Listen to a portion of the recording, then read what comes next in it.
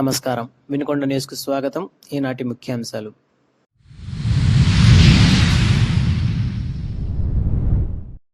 అసత్య ప్రచారాలు చేసిన బొల్లా బ్రహ్మనాయుడుకు నియోజకవర్గ ప్రజలు తగిన విధంగా బుద్ధి చెప్పారన్న ప్రభుత్వ చీఫ్ జీవి. పద్ధతి మార్చుకోవాలని హితవు.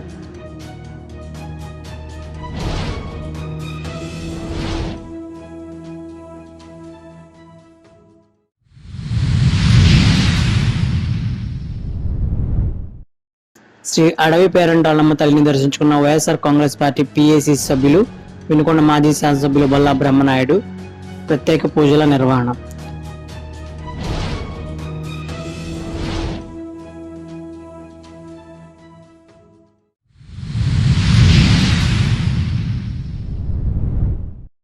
నూజెండ్ల మండల కేంద్రం శివారులో సుబాబుల తోటను ధ్వంసం చేసిన గుర్తు తెలియని వ్యక్తులు.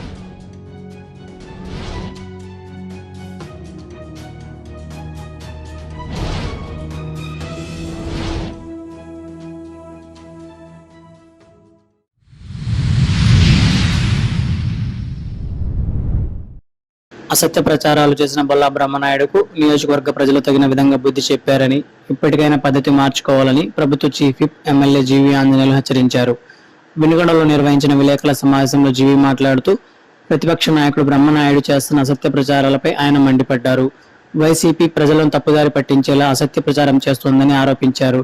వైసీపీ ప్రభుత్వ హయాంలో ఒక్క రైతుని కూడా ఆదుకోలేదని ప్రశ్నించిన జీవి ఆంజనేయులు, రైతుల వద్ద నుంచి ధాన్యం కొనుగోలు చేసి నెలల తరబడి డబ్బులు చెల్లించలేదని విమర్శించారు. అబద్ధాలు చెప్పడంలో వైసీపీ నాయకుడు బొల్లా బ్రహ్మనాయుడు ముందుంటారని వ్యాఖ్యానించారు. మొక్కజొన్న రైతులను కూడా ప్రభుత్వం ఆదుకుంటుందని, రైతులకు అవసరమైన మద్దతు అందిస్తామని తెలిపారు. అందరికీ ఉగాది పండుగ శుభాకాంక్షలు. ఈ ప్రతిపక్షం వల్ల అసత్య ప్రచారాలు పండగ రోజు కూడా ప్రెస్ మీట్ చెప్పాల్సిన దుస్థితి ఈరోజు. వాళ్ళ మనుగడ కోసం మేముంటూ ఈడున్నాము, వినుకొండలోనేమో రోజు కనపడరు, ఎప్పుడూ వస్తారు. ఆ జగన్మోహన్ రెడ్డి గారేమో ఆయన బెంగళూరు నుండి అలా గెస్ట్ పాత్రగా వస్తాడు, ఓ ప్రోగ్రామ్ చేస్తాడు, వెళ్తాడు. హాలిడే స్పాట్ అయిపోయింది వాళ్ళకే. అధికారం ఉన్నప్పుడే ఒకలాగా, అధికారం లేనప్పుడు ఇంకోలాగా. ఇక్కడ బొల్లా బ్రహ్మనాయుడు కూడా ఆయన మరి నర్సాపేటలో ఉంటాడు, మరి లింగ ఎక్కడ ఉంటాడో తెలియదు, కానీ ఇక్కడ మాత్రం సరిగా కనిపించలేదని జనాలు చెప్తున్నారు. వచ్చినప్పుడు మాత్రం ప్రెస్ మీట్ పెట్టడం, ఎదుటి మీద బురద జల్లటం, నేను కూడా ఒకడు ఉన్నాను అనేది ప్రజలకు తెలియజెప్పడం కోసం బురద జల్లిపోతూ ఉంటాడు. నువ్వు ఉంటే 4 మంచి పనులు చేస్తే, ప్రజలకు ఉపయోగపడే పనులు ఏమైనా చేస్తే బాగుంటుంది. ఊరకు బురద జల్లి కార్యక్రమం, తప్పుడు ప్రచారాలు, అసత్య ప్రచారాలు చేస్తే ఏంటి ఉపయోగం? ఏంటి అసలు నీ స్థాయి ఏంటి? నువ్వు చంద్రబాబు గారిని విమర్శించాడువా? అసలు మీ టైంలో అకాల తుఫాన్లు వచ్చినాయి, చాలామంది రైతులు నష్టపోయారు. ఒక్క రైతుకి ఏమైనా మేలు జరిగిందా? పంచగట్టుకొని ఎగబట్టుకొని అదే గోస ఎగబట్టుకొని పోయి ఆ పొలాల్లోకి వెళ్ళావు, ఆ రైతులను ఆదుకుంటానన్నావు. ఒక్క రైతుకి ట్రిప్స్ వచ్చి, నల్లి వచ్చి, మిర్చి పాడైపోతే వైసీపీ పాలనలో ఏమన్నా ఒక రైతుని ఆదుకున్నారా మీరు? ఎందుకు ఆదుకోలేకపోయారు? అకాలంలో తుఫాన్లో చాలామంది రైతులు నష్టపోతే ఒక్క రైతుని ఆదుకున్నారా మీరు? ఎందుకు ఆదుకోలేదు? మీ టైంలో ఉద్యోగ నియామకాలు చేశారా? ఒక టీచర్ ఉద్యోగం ఇచ్చారా? 5 ఏళ్ళ నుండి ఎన్ని మాయ మాటలు చెప్పారు? లక్షల ఉద్యోగాలు ఇస్తామన్నారు. రైతులకి ధాన్యం ఉన్నారు, డబ్బులు ఇవ్వలేదు. ఏ రోజు వెళ్ళి మీ ముఖ్యమంత్రిని అడిగావా? ఏమండి రైతులకి 3 నెలలు 6 నెలలు డబ్బులు ఇవ్వకుండా ఉండటం అన్యాయం అండి. వాళ్ళు ఫెర్టిలైజర్ షాపులు అప్పులు తీసుకొచ్చి పెట్టుబడులు పెట్టి పంట పండించి, అంటే ప్రభుత్వం ద్వారా కొనుగోలు చేసి డబ్బులు ఇవ్వరా మీరు? 6 నెలలు 7 నెలలు డబ్బులు ఇవ్వకపోతే, మీ చేత కాకపోతే మా ఎన్డీఏ ప్రభుత్వం వచ్చినాక డబ్బులు కట్టి ఇచ్చారా రైతులకి? విషయాలు తెలుసుకో, వాస్తవాలు తెలుసుకొని మాట్లాడు. నువ్వు బ్రహ్మనాయుడు వాస్తవాలకు విరుద్ధంగా, వాస్తవాలు పక్కన పెట్టి అసత్యాలు ప్రచారం ఆయనకు అలవాటు అయిపోయింది. అబద్ధాలు ఆడినా గోడ కట్టినట్టు మాట్లాడతాడు. అది ఆయన ప్రత్యేకత. దీంట్లో ఆస్కార్ అవార్డు లాంటి, నంది అవార్డు లాంటి ఏమైనా ఉంటే, అలాంటి అబద్ధాలు గోడ కట్టినట్టు చెప్పగలిగిన మహావీరుడు ఎవడన్నా ఉంటే ఆయన ఆ అవార్డులో ఒక గుర్తింపు వచ్చే అవకాశం ఉంది బొల్లా బ్రహ్మనాయుడికి. స్థాయి మర్చిపోయి చంద్రబాబు నాయుడు గారిని విమర్శించడం తీవ్రంగా ఖండిస్తున్నా. మీరు చేసిన తప్పుల్ని దాని గురించి మాట్లాడకుండా, మీరు జే ట్యాక్స్లు వసూలు చేశారు. జగన్మోహన్ రెడ్డి గారు జే ట్యాక్స్ వసూలు చేస్తే నువ్వు బీ ట్యాక్స్, బొల్లా ట్యాక్స్ వసూలు చేశావు. మీరు ఇంకా నీతులు చెప్తే ఎట్లా? దొంగ అన్నట్టుంది ఇలా పరిస్థితి. మొక్కజొన్న రైతులను ఆదుకుంటాం, మంత్రి గారి దృష్టికి తీసుకెళ్ళాం, అదన్నా దీన్ని ఇంకా పంట కొద్ది రోజులు పడుతుంది పంట రావడానికి రైతులకు కూడా కొద్ది మంది వచ్చింది, ఎక్కువ మంది చాలా మంది రైతులు పొలాల్లోనే ఉంది. కాబట్టి సకాలంలో మొక్కజొన్న రైతులు కూడా ఆదుకుంటాం, ముఖ్యమంత్రి గారి దృష్టికి తీసుకెళ్తాం, అలాగే అచ్చెన్నాయుడు గారు మంత్రి గారి దృష్టికి తీసుకెళ్తాం. మీ పాలనలో రైతుల ఆత్మహత్యలు దేశంలో నంబర్ 2 వచ్చింది ఆంధ్రప్రదేశ్. సిగ్గుపడాలి మీరు. అలాగే అసలు ఏం మాట్లాడతాడు ఆయన? 50,000 ఎకరాలు వేయించాడు, ఎక్కడ వేయించాడు చూపించమంటాడు. హార్టికల్చర్ పంటలు, కూరగాయ పంటలు.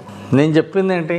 50,000 ఎకరాలు వేపిస్తాము, ఈ 2 సంవత్సరాల్లో ప్రణాళిక చేసుకుంటున్నాము, రైతుల ఆదాయం 3 రెట్లు పెంచడమే ఒక టార్గెట్గా రైతులు మోటివేట్ చేస్తామని చెప్పా. నా సొంత ఖర్చులతోటి హార్టికల్చర్ పంటలు చూడటానికి, కూరగాయల తోటలు చూసి వాళ్ళ ఆదాయం తెలుసుకొని అదన వాళ్ళలాగా మనవాళ్ళు కూడా సంపాదించాలని నేను నా సొంత ఖర్చులతో ట్రిప్స్కి పంపించా, రైతులు విజ్ఞాన యాత్రకు పంపించా. నువ్వు కూడా ప్రోత్సహించు రైతుల్ని, అంతేగాని ఆడేసారు చూపించే. వేయటం అనేది ఒక ప్రణాళిక చేస్తున్నాం, మొదలు పెట్టాం. లాస్ట్ ఇయర్ కొంతమంది చేత పామాయిల్ వేయించాము, కొంతమంది చేత హార్టికల్చర్ వేయించాము. ఈ 2 ఏళ్లలో 3 ఏళ్లలో ఖచ్చితంగా ఎక్కువ మంది రైతులు, చరిత్రలో ఎప్పుడూ లేనంత మందిని హార్టికల్చరు, కూరగాయల పంటలు వేపిస్తాము. ప్రభుత్వం ద్వారా సబ్సిడీ కూడా ఇస్తాం. పూర్వోదయ స్కీమ్లో ముఖ్యమంత్రి గారు పల్నాడు జిల్లాని, మన వినుకొండ ప్రాంతాన్ని కూడా ఇస్తామని చెప్పారు హార్టికల్చర్కి. అంటే మీరు సరిగా ఇప్పించలేకపోయారు, డ్రిప్ ఇరిగేషన్ ఇప్పించలేకపోయారు, మేము ఇప్పిస్తాం. మీరు చేయలేకపోయినని మేము చేసి చూపిస్తాం. అనవసరంగా ఆ సర్ది కబుర్లు, అసత్య ప్రచారాలు మానుకుంటే మీ స్థాయికి తగ్గట్టుగా ఉంటుంది. ఓ మాజీ ఎమ్మెల్యే రోజు అసత్య ప్రచారాలు మాట్లాడితే ప్రజలు ఏమంటారు? కాబట్టి ఇప్పటి నుండి వాస్తవాలు మాట్లాడాలా. చంద్రబాబు గారు ఏమన్నారు? హార్టికల్చర్ ఓకే, తప్పనిసరిగా ఈ ప్రాంతాన్ని కూడా అటు రాయలసీమ ఎట్లయితే ఇచ్చారో చంద్రబాబు గారి వల్లనే రాయలసీమ బాగుపడింది, ఫ్రాక్షన్ తగ్గిపోయింది, అందరూ కూడా అభివృద్ధిలో ముందుకెళ్లారు. ఈరోజు దేశంలోనే ఒక ఆదర్శమైంది రాయలసీమ. కారణం ఎవరు? ముఖ్యమంత్రి చంద్రబాబు గారు. అప్పుడు తీసుకున్నటువంటి చర్యలు, నీళ్లు లేకపోతే నీళ్లు ఇచ్చారు, పంటలకి సబ్సిడీ ఇచ్చి హార్టికల్చర్ పంటలు వేశారు. అట్లాగే ఈరోజు ఒంగోలు, నెక్స్ట్ మన పల్నాడు జిల్లా ఈ పూర్వోదయ స్కీమ్లో తీసుకున్నారు. ముఖ్యమంత్రి గారు హామీ ఇచ్చారు, తప్పనిసరిగా ఇస్తాము, సబ్సిడీలు ఇస్తాము, డ్రిప్ ఇరిగేషన్ ఇస్తాము, చక్కగా రైతులకు అండగా ఉందామని చెప్పేసి పల్నాడు జిల్లాకు హామీ ఇచ్చారు. ముఖ్యమంత్రి గారికి ప్రత్యేక ధన్యవాదాలు తెలియజేస్తున్నా. నేనేం మాట్లాడానో, ఆడేం జరుగుతుందో కూడా కొన్ని వాస్తవాలు తెలుసుకొని మాట్లాడితే బాగుంటుంది. 50,000 ఎకరాలు వేయించారని ఎవరు మాట్లాడారు? ఏడనుంటే రికార్డులు చూపించు. మాట్లాడని దాన్ని కూడా మాట్లాడినట్టు అసత్య ప్రచారాలు చేయటం ఇది సమంజసం కాదు. ప్రజలు బుద్ధి చెప్పారు. మీ అసత్య ప్రచారాలు 5 ఏళ్ళు విని బుద్ధి చెప్పారు. భవిష్యత్తులో కూడా అలాగే చెప్తారు. శావల్యపురం మండలం బొందిలిపాలెం గ్రామంలో శ్రీ అడవి పేరంటాళమ్మ తల్లి తిరునాళ్ళ కన్నుల పండుగ జరిగింది. ఈ సందర్భంగా వైఎస్ఆర్ కాంగ్రెస్ పార్టీ పిఎసి సభ్యులు, వినుకొండ మాజీ శాసనసభ్యులు బొల్లా బ్రహ్మనాయుడు అమ్మవారిని దర్శించుకొని ప్రత్యేక పూజలు నిర్వహించారు. ఈ సందర్భంగా వైఎస్ఆర్ కాంగ్రెస్ పార్టీ ఆధ్వర్యంలో ఏర్పాటు చేసిన విద్యుత్ ప్రభలను కూడా సందర్శించారు. ఈ కార్యక్రమంలో నియోజకవర్గ స్థాయి నాయకులు, మండల నాయకులు, పార్టీ కార్యకర్తలు పెద్ద సంఖ్యలో పాల్గొన్నారు. యువగళం పాదయాత్రలో నారా లోకేష్ ఇచ్చిన ప్రతి ఒక్క హామీని కూటమి ప్రభుత్వం అమలు చేస్తుందని ప్రభుత్వ చీఫ్ విప్ జీవీ ఆంజనేయులు అన్నారు.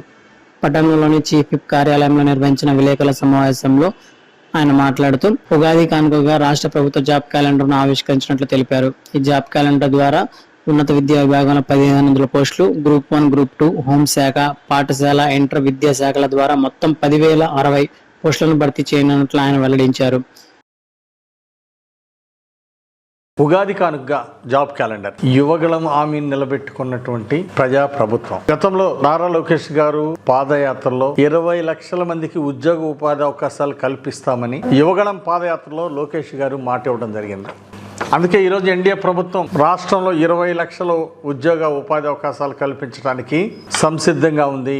ఆ దిశగానే ఈరోజు ప్రభుత్వం ముందుకెళ్తా ఉంది. 20 నెలల్లోనే 6,28,347 ఉద్యోగ నియామకాలు జరిగినాయి. ఇదో చరిత్ర.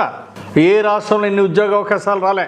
ఒక్క ఆంధ్రప్రదేశ్లో ముఖ్యమంత్రి చంద్రబాబు గారు కృషి, ఉప ముఖ్యమంత్రి పవన్ కళ్యాణ్ గారు, మరోపక్క ఐటీ విద్యాశాఖ మంత్రి గారు నారా లోకేష్ గారు దావోస్ కూడా వెళ్ళి మరి 16 లక్షల కోట్లు పెట్టుబడులు తీసుకొచ్చారు. ఇప్పుడు రీసెంట్గా జరిగినటువంటి అగ్రిమెంట్తో కలిపి మొత్తం 23 లక్షల కోట్లకి పెట్టుబడులు పెట్టడానికి ఆంధ్రప్రదేశ్ ప్రభుత్వంతో ఒప్పందాలు జరిగినాయి. దీనివల్ల రానున్న కాలంలో 25 లక్షల మందికి ఉద్యోగ అవకాశాలు రానున్నాయి ప్రైవేట్ సెక్టర్లో. మరి ఈరోజు ముఖ్యమంత్రి చంద్రబాబు గారి కృషి వలన పెట్టుబడులు వచ్చినాయి రాష్ట్రానికి. అటు ప్రభుత్వ పరంగా కొన్ని, ప్రైవేట్ పరంగా కొన్ని మొత్తం 6,25,347 ఉద్యోగ నియామకాలు రాష్ట్రంలో రావటం అంటే ఇది అందరూ కూడా ప్రజలందరూ అభినందిస్తున్న విషయం. ఈ యువతకి వచ్చినటువంటి గొప్ప సువర్ణ అవకాశం. మెగా డిఎస్సి పేరుతో టీచర్ పోస్టులు భర్తీ చేయడం జరిగింది. 16,000 పోస్టులు టీచర్ నియామకాలు పూర్తి చేయడం జరిగింది. 150 కేసులు వేసినా సరే వాటిని అధిగమించి మెగా డిఎస్సి రిక్రూట్మెంట్ పూర్తి చేయడం జరిగింది. అట్లాగే ఈరోజు ఉగాది కానుకగా 10,060 ఉద్యోగాల్ని ప్రభుత్వ ఉద్యోగాలతో జాబ్ క్యాలెండర్ ప్రకటించడం ఎంతో అభినందనీయం.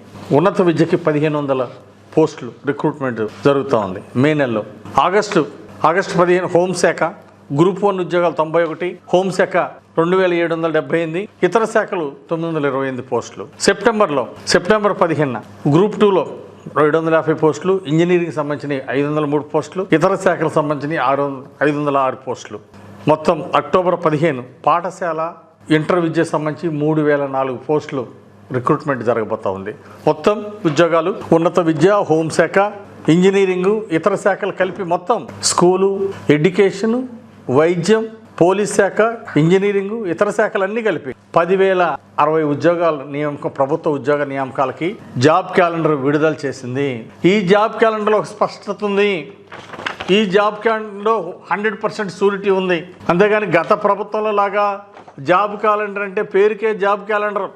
వైసీపీ పాలనలో ఎప్పుడు బ్రాందీ విస్కీల్లో దోచుకోవటం, గనుల్లో దోచుకోవటం, ప్రజాధనాన్ని లూటీ చేయడంలో గత పాలకులు నిమగ్నం అయిపోయారు తప్ప ఏ రోజు ఉద్యోగాలు ఇద్దామని ఆలోచించాల. జాబ్ క్యాలెండరు మాటల్లో చెప్పారు, ఎన్నికలకు ముందు హామీ ఇచ్చారు.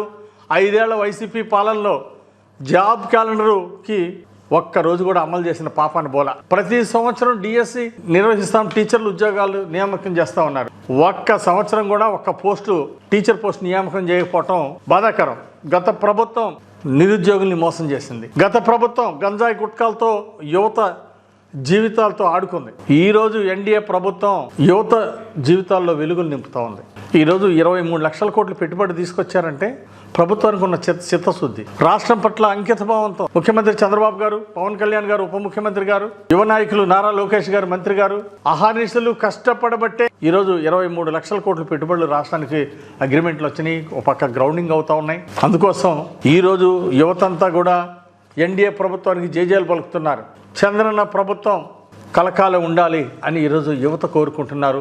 దానికి కారణం ఏంటంటే ఈరోజు చెప్పిన మాట నిలబెట్టుకోవటం, ఎన్నికలకు ముందు ఇచ్చినటువంటి హామీల్ని అమలు చేయటం, సూపర్ 6 పథకాలని సూపర్ హిట్గా అమలు చేయటం. మిగిలిన సూపర్ 6 పథకాలు టీచర్ పోస్టులు భర్తీ కావచ్చు, అట్లాగే 3,000 పెన్షన్ 4,000 చేయటం, దివ్యాంగులకు 3,000 పెన్షన్ 6,000 ఇవ్వటం, 3 గ్యాస్ సిలిండర్లు ఇవ్వటం, తల్లికి వందన పథకం, అన్నదాత పథకం, ఈ స్త్రీ శక్తి పథకాలతో సహా అన్ని పథకాలు ఈరోజు అమలు చేయటం. అందులో గత ప్రభుత్వం చేసిన పాపాలు 9,70,000 కోట్లు అప్పులు చేసి, ఒక ప్రాజెక్ట్ పూర్తి చేయకుండా, ఒక రాజధాని కట్టకుండా అప్పులు చేసి జనాల్ని మోసం చేసి లూటీ చేసి వెళ్ళిపోయారు. అయినా ఈరోజు ఇన్ని కష్టాల్లో కూడా బాధ్యతగా ప్రజల కోసం నిలబడి ఈరోజు పనిచేసింది ఎన్డీఏ ప్రభుత్వం. ముఖ్యమంత్రి గారు 9,70,000 కోట్ల అప్పులు ఉన్నాయని భయపడలే. ఒక పక్క అప్పులు తీరుస్తున్నారు, ఒక పక్క వడ్డీలు కడుతున్నారు, ఇంకో పక్క యువతకి ఉద్యోగ అవకాశాలు ఇప్పిస్తున్నారు, మరో పక్క పెట్టుబడులు తీసుకొస్తున్నారు, ఇంకో పక్క రైతులకి అండగా నిలబడ్డారు. ఇది ఈరోజు ఎన్డీఏ ప్రభుత్వం. ముఖ్యంగా చదువుకున్నటువంటి యువత, లక్షల్లో ఉన్నటువంటి ఈ యువతని సన్మార్గంలో ముందుకు నడిపిస్తే వాళ్ళ భవిష్యత్తు బంగారు భవిష్యత్తు అవుతుంది. అందుకోసమే ఈరోజు రాష్ట్రానికి, దేశానికి వెన్నుముక యువత. ఆ యువత కోసమే ఈ జాబ్ క్యాలెండర్. మరి మంత్రి నారా లోకేష్ గారికి, ముఖ్యమంత్రి చంద్రబాబు గారికి మరి హృదయపూర్వక అభినందనలు, ధన్యవాదాలు తెలియజేస్తున్నా. ఈ జాబ్ క్యాలెండర్ విడుదల చేయడం గతంలో టీచర్ ఉద్యోగాల్లో ఏ విధంగా అయితే నియామకాలు జరిగినాయో పారదర్శకంగా, ట్రాన్స్పరెంట్గా, ఒక్క రూపాయి అవినీతి లేకుండా చేసింది. అది ఎన్డీఏ ప్రభుత్వం గొప్పతనం అంటే. అదేవిధంగా రేపు 2026 జాబ్ క్యాలెండర్ కూడా ఇదే విధంగా పారదర్శకంగా అమలు చేయడం జరుగుతుంది. యువత ప్రిపరేషను, మీరు ఎగ్జామ్స్ రాయడానికి, టెస్టులు రాయడానికి కావాల్సినటువంటి సమయం షెడ్యూల్ ప్లాన్ చేసుకొని చక్కగా కోచింగ్ తీసుకొని మన వినుకొండ జిల్లా వాళ్ళు, వినుకొండ ప్రాంతం వాళ్ళు, అట్లాగే పల్నాడు జిల్లా వాళ్ళు అందరూ కూడా ఎక్కువ మంది క్వాలిఫై అవ్వాలని చెప్పేసి నేను మనస్ఫూర్తిగా కోరుకుంటున్నాను. వినుకొండలో వివిధ రంగాల్లో కృషి చేస్తున్న వినుకొండ ప్రాంత వాసులను గుర్తించి ఉగాది పర్వదిన శుభవేళ పురస్కారాలు అందజేయడం హర్షించదగిన విషయమని సీనియర్ న్యాయవాది పీజే లూకా అన్నారు. రోటరీ క్లబ్ ఆఫ్ వినుకొండ వారు నిర్వహించిన రోటరీ ఉత్సవ పురస్కారాల సభలో లూకా ముఖ్య అతిథిగా పాల్గొని ప్రసంగించారు. సభకు రోటరీ అధ్యక్షులు ఏరో వెంకటనారాయణ అధ్యక్షత వహించారు. మొదట శ్రీ శేషాచార్యులు సాంప్రదాయ పంచాంగ శ్రవణం చేయగా సభలో పాల్గొన్న వక్తలు గ్రేటర్ వినుకొండ రోటరీ క్లబ్ అందిస్తున్న సేవల గురించి వివరించారు. అనంతరం rotary club of greater Vinukonda తరపున వివిధ రంగాల్లో సేవలు అందిస్తున్న వారికి పురస్కారాలు అందజేశారు. పురస్కారాలు అందుకున్న వారిలో డాక్టర్ కాసుల పార్వతి, డాక్టర్ లక్ష్మీ నరసింహరావు, జాజుల మాల్యాద్రి, బొడ్డపాటి మల్లికార్జునరావు, నల్ల వెంకటేశ్వరరావు, మేడిశెట్టి అంకారావు, అమృతపూడి దివ్యశ్రీ ఉన్నారు. రోజుల మండలం సీతారాంపురం గ్రామంలో ఉన్న ఎస్విఎస్సి హై స్కూల్ కు చెందిన 8వ తరగతి విద్యార్థిని పల్లపు దయామణి జాతీయ ప్రతిభాన్వేషణ పరీక్ష NMMS 2025 స్కాలర్షిప్ కు ఎంపికైనందున పాఠశాల ప్రధానోపాధ్యాయులు కామేశ్వరరావు, ఉపాధ్యాయులు దయామణిని అభినందించారు. ప్రధానోపాధ్యాయులు కామేశ్వర శర్మ మాట్లాడుతూ ఈ విజయాన్ని సాధించేందుకు తగిన శిక్షణ ఇచ్చిన ఉపాధ్యాయులను అభినందించారు. ఎక్కువ మంది విద్యార్థులు స్కాలర్షిప్ సాధించేందుకు తగిన శిక్షణ ఇవ్వాలని ఉపాధ్యాయులను కోరారు. ఈ సందర్భంగా పాఠశాల ఉపాధ్యాయులు దయామణిని గోల్డ్ మెడల్ తో సత్కరించారు. పాఠశాల ఉపాధ్యాయులు PSRK ప్రసాద్ 1000 రూపాయలు ప్రైజ్ మనీని దయామణికి అందించారు. కార్యక్రమంలో ఉపాధ్యాయులు K భారతీరాణి, ప్రసాద్, విశ్వనాథరెడ్డి, శిరీష, నాగూర్బి, విజయ్, రమాదేవి, ఓబులమ్మ తదితరులు పాల్గొన్నారు. న్యూజర్ల మండల కేంద్రం శివారులో సుబాబుల తోటను గుర్తు తెలియని వ్యక్తులు ధ్వంసం చేసిన సంఘటన చోటు చేసుకుంది. గ్రామస్తులు తెలిపిన వివరాల మేరకు రైతు సోమేపల్లి వెంకటరత్నంకు చెందిన సుబాబుల్ పంటలో సుమారు 150 చెట్లను గుర్తు తెలియని వ్యక్తులు ధ్వంసం చేశారని వివరించారు. దీంతో నష్టం వాటిల్లినట్లు బాధిత రైతు తెలిపారు. వినుకొండ న్యూస్ సమాప్తం. తిరిగి రేపటి న్యూస్ లో కలుసుకుందాం. అంతవరకు సెలవు. నమస్కారం.